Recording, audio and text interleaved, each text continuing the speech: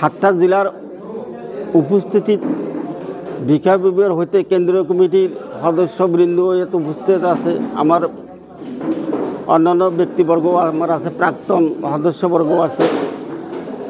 আমি নতুনকৈ কমিটি গঠন করার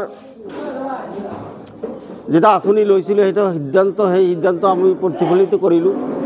সেই সিদ্ধান্ত মতে আজিৰ আৰামচীৰ কেন্দ্ৰীয় কমিটিৰ সভাপতি সৰ্বসন্মতিক্ৰমে আব্দুল সাত্তাৰ আহমেদক নিৰ্বাচিত কৰা হ'ল আৰু এই সংগঠনৰ সাধাৰণ সম্পাদক হিচাপে ছানোয়াৰী সাহেবক আৰ জমিৰুদ্দিন আহমেদকে দায়িত্ব অৰ্পণ কৰা হয়েছে। আৰ সভাপতি প্ৰমুখে সাধাৰণ সম্পাদক সহ মোটামুটি 51জনীয়া সদস্যৰে এই সাধারণ সমিতি গঠন করা হল। আর আগন্তুক দিনত এই কমিটিয়ে বিটিসিত আমার ধর্মীয় সংখ্যালঘুর জনগণের কারণে তথা বিটিসির বিভিন্ন জাতি জনগোষ্ঠীর লগত সমন্বয় রক্ষা করে চলার কারণে এই সংগঠনটো আজি গঠন করা হল। এই সংগঠনটো মূলতে আজিৰ পৰা বহুদিন আগতে প্ৰায় 93 চনৰ 27 আগষ্টত গঠন কৰা হৈছিল। তেতিয়াৰ পৰা এই সংগঠন বিটিসি চলি আছে আৰু আগন্তলৈকে চলি থাকিব। এই আমাৰ আৰামচীৰ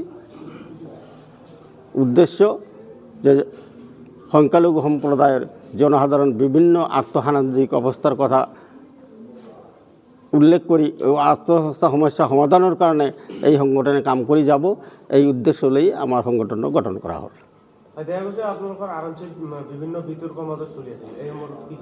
বিতর্কের মাঝে চলি আছিল, কিন্তু বিতর্ক কিবা এটা সংগঠন থাকে বিতর্ক থাকে, কিন্তু আজিৰ দিনত আমি যেটো দেখিছোঁ, আজি যেটো সংগঠন গঠন করা হল ধর্মীয় সংখ্যালঘু 10টা ডিস্ট্রিক্টের ভিতরে 7টা ডিস্ট্রিক্ট আমার আছে, 7টা ডিস্ট্রিক্টে আজি উপস্থিত হয়ে সাধারণ আজি কমিটিটো গঠন করা হল। গতিকে ইয়াত বিতর্ক থাকিবলৈ একো কথা নাই।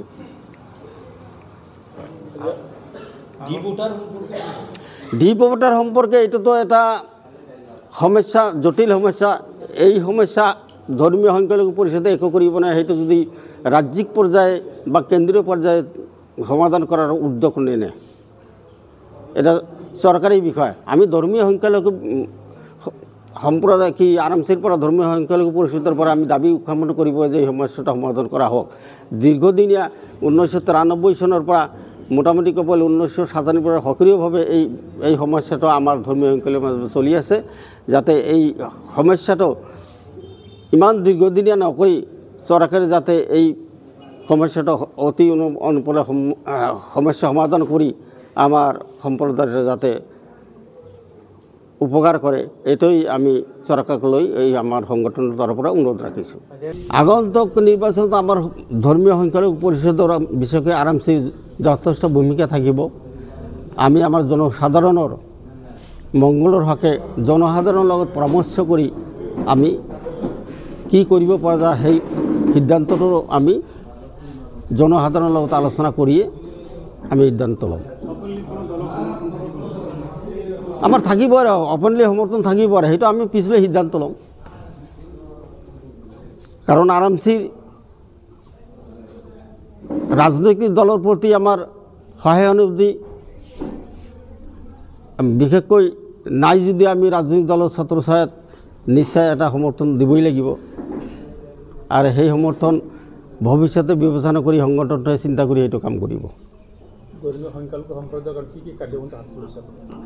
ধৰ্মীয় সংখ্যালঘুদেৰ আমাৰ সংবিধান আছে, সংবিধানেৰ ভিতৰত আমাৰ বৰ্তমানলৈকে কিছুমান কাম আছে, বিশেষকৈ আমাৰ আৰ্থসামাজিকভাৱে দুখীয়া মানুহবিলাকৰ কাম কৰিব লাগে। বাল্য বিবাহ, আমাৰ শিক্ষাৰ প্ৰতি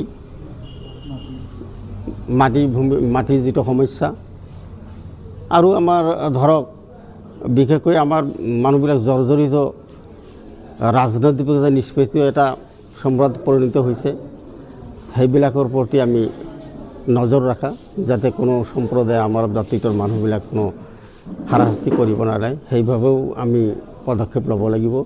সেই হকে আমি মাত মাতি যাব লাগিব।